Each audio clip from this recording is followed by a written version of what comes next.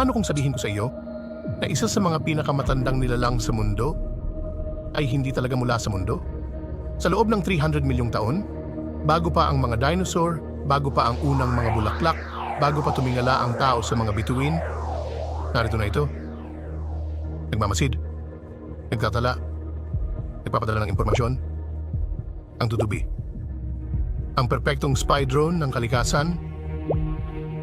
At ngayon, patutunayan natin ito. Magsimula tayo sa inhenyeriya. Ang tutubi ay may 4 na pakpak na gumagalaw ng magkakahiwalay. Wala pang drone ng tao ang nakakagawa nito.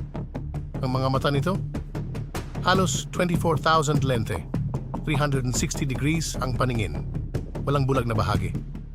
At ang katumpakan nito sa panghuhuli, 95%.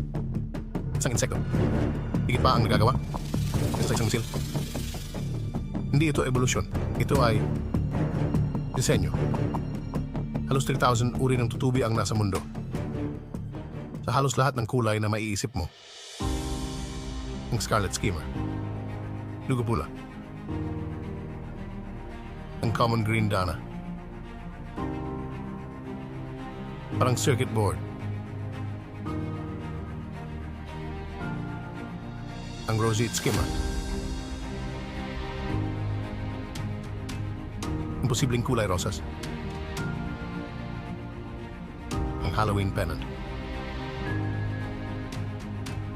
Amber, nababala. Ang azure hawker. Safirong asul. Nakatalaga sa Arctic. Sabi ng mga siyentipiko, ang mga kulay na ito ay para sa mating signals. Pero paano kung hindi sila nagsisignal sa isa't isa? Paano kung mga signal ito? Pauwi.